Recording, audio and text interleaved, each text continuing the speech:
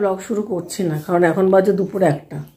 আজকে একটু মুডটা অফ ছিল, সকাল থেকে মুডটা অফ। আর ব্লগ যে করবো সেটা মানে দুনমনের মধ্যে ছিলাম, যে করবো কি করবো না, ভালো লাগছিল না। তারপর শরীরটাও খুব একটা বেশি ভালো না। বোন সকালবেলা টিফিন নিয়ে চলে গেল অফিসে, আজকে সন্ধ্যাবেলাতে আবার আসবে। তারপরে এখন একটু ঠিক হলো মুডটা।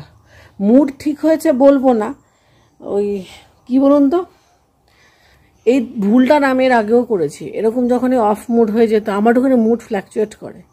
এই সকালে ভালো তো দুপুরে খারাপ, আমি এটা বুঝতে পারি। মানে মুড ফ্ল্যাকচুয়েশনের আমার একটা প্রবলেম আছে। তো তখন আমি না ব্লগ করা বন্ধ করে দিতাম, ওটা খুব ভুল করেছি। কিন্তু পরবর্তীকালে আমি এটা রিয়েলাইজও করেছি যে এই মুড অফের মধ্যেই যদি আমি ব্লগিংটা করি না, অনেক সময় মুড ভালো হয়ে যায়। কারণ এই যে আপনাদের সাথে হয়তো অনেক কথা আমি শেয়ার করছি, ভার্চুয়ালি হয়তো আমি শেয়ার করছি, সেই শেয়ারিংয়ের মাধ্যম দিয়ে অনেক কিছু ভালো লাগতে শুরু করে, তখন ব্লগ করতে ইচ্ছে করে। যাই হোক, আর কালকে দিনটা আছি চাম্পাহাটিতে, তারপর রবিবার দিনকে চলে যাব। তারপরে আবার আসার জন্য দিন গুনবো, যেটা প্রত্যেকটা মেয়ের হয়, ওই আর কি। এসির পাইপটা গন্ডগোল হয়েছিল, বলছিলাম না আগের ব্লগে, দেখবেন। এই যে জলটা পড়ে না এই পাইপটা থেকে, এই জলটা পড়ছিল না। এই যে জলটা যে পড়ছে, এই জলটা পড়ছিল না, জাম হয়ে গেছিল। তো যার ফলে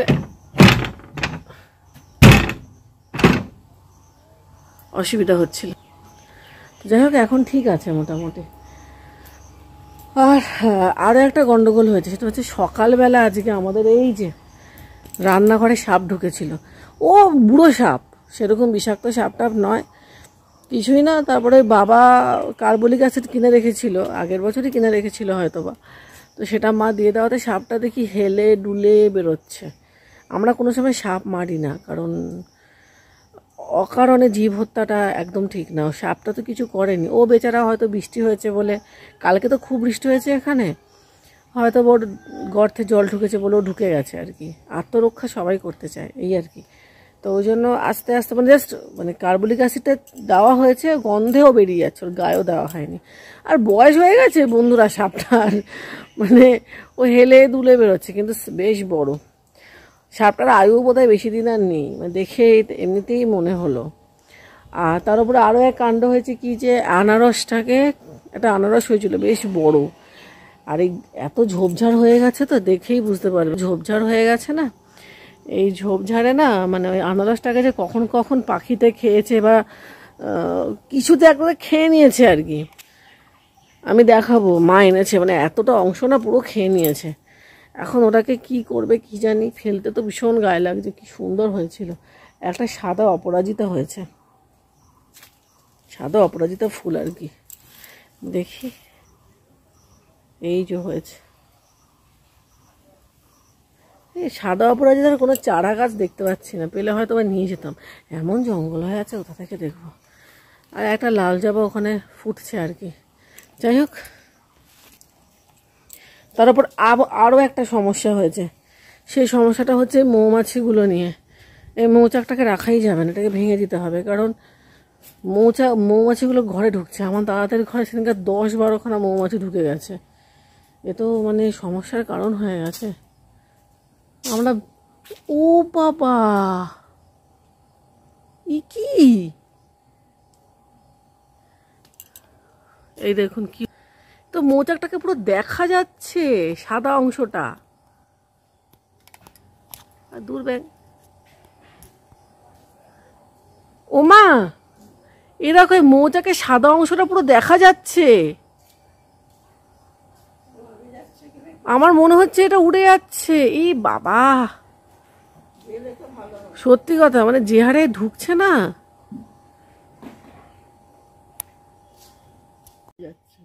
উড়ে যাচ্ছে। লোক আর ডাকতে হবে বলে আমার মনে হয় না। না, এই যে ডাকতে হবে, এটাকে ভেঙে দিতে হবে, এটা রাখাই যাবে না, কোনো মতে রাখা যায়, রিস্ক আছে। ভাবছি মানে উড়িয়ে দিল কোন দিকে, ওড়ে টোড়ে সোনার একটা ঘরে। না না, এখন ওড়ানো যাবে না, এখন ওড়ানো যাবে না, আমরা চলে যাই তারপরে। আর ওড়াতে গেলেও মা তুমিও মোটামুটি ঘরে ঢুকবে না, খেয়াল রাখবো বাচ্চাদের ব্যাপার, বাচ্চাদের ব্যাপার, সেটা হচ্ছে কথা। খেয়াল রাখবো বাচ্চাদের ব্যাপার, বাচ্চাদের ব্যাপার, সেটা হচ্ছে কথা। এ রাখা যাবে না। এই বাবা, আমার না মৌচাক দেখলে কেমন গির গির গির গির গির করে। আপনাদের করে কি জানি না, গির গির করে। বাবা কি রোদ, ওরে বাবারে, উফ, সাংঘাতিক রোদ, সাংঘাতিক রোদ।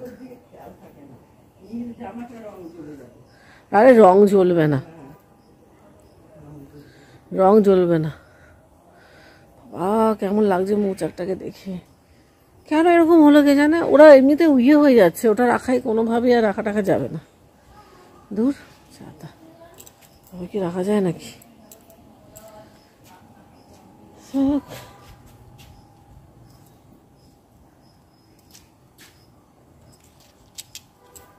মা এগুলো কি অপরাজিতা ফুলের বীজ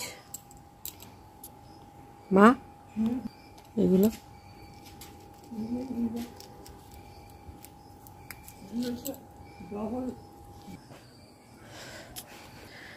না, এ বাইরে আর থাকা যাবে না। গাছপালা দেখিয়ে গাছপালা দেখিয়ে আমার মা আড়াল হয়ে গেছে। টুকি টুকি, সরি সরি। এই যে আনারসটার অবস্থা দেখবেন, এই যে এতটা খেয়ে নিয়েছে। কি করবে কে জানে মা, এটাকে ভগবান জানে। ফেলে দিয়ে খেতে হবে আর কি। আজকে আমাদের রান্নাঘরে রান্নার কোনো তামঝামি নেই।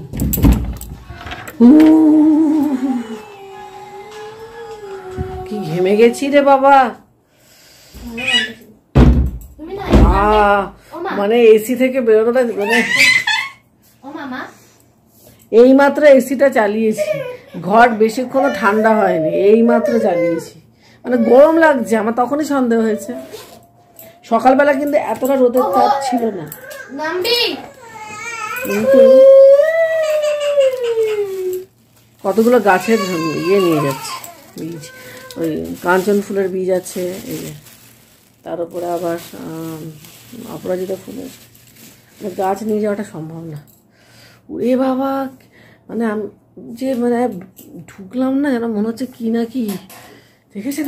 বেশিক্ষণ আমি এই মাত্র জাস্ট 2 মিনিট হলো বোধহয় ব্লগটা করছি, 2 থেকে 3 মিনিট হতে যাচ্ছে। যাই হোক, ঠিক আছে, ব্লগ তো শুরু হলো। আজকে ব্লগটা হয়তো একটু ছোট হলেও হতে পারে। আজকে আবার একটুখানি বেরোতে হবে। ওই যে ওই কাজটা আজকে কি জানি হবে কিনা, দেখা যাক কি হয়। ঠিক আছে, আমরা খেতে বসেছি। আর আমাদের রাতের ডিনার হচ্ছে স্যালাড, মাছের ডিমের বড়া, আলু দিয়ে আর পোলাও। রোশনি এখন আমাদেরকে সার্ভ করছে। ডিমের বড়া খাবো না, খেতে হবে না। এই হচ্ছে আমাদের খাওয়া। আমার মা গেছে ডালটাকে ফোটাতে। মা দুপুরবেলা ডাল ঢোকাতে ভুলে গেছে, ফ্রিজে বেশ গল্প হয়ে গেছে ওখানে। ডাল থেকে আবার সুগন্ধ বেরোচ্ছে, ভগবান জানে ওটা গেছে, ওটা আর খাওয়া যাবে বলে আমার মনে হয় না। যাই হোক, দেখা যাক অবস্থা। এই মানে ঘরে মৌমাছি ঢুকছে, মৌচাকটা তো অবস্থা আপনারা দেখে নিয়েছেন, ওটা থাকবে না। আজকে আমি বেরিয়েছিলাম, আমার ওই কাজ হয়নি। আমি বললাম না, একদিন এসব কাজ হয় না, কবে হবে? ভালো লাগে না এইসব, না জঘন্যতম কাজ। ও যারা বোঝার বুঝে গেছেন আমি কোন কাজের কথা বলছি। সহজে হয় না। আর আমাদের ঘরদোর কিন্তু অগোছালো, আমি আগে থেকেই বলছি, সম্ভব হচ্ছে না। কালকে যদি গোছাতে পাই তো গোছাবো। আসলে এত বাইরে ঘর করতে হচ্ছে না, জন্য হচ্ছে না। ঠিক আছে, আজকের মতন ব্লগটা এখানেই শেষ হচ্ছে। সবাই টাটা করে দাও। আরে বল যে সবাই ভালো থাকবেন, ভালো মন্দ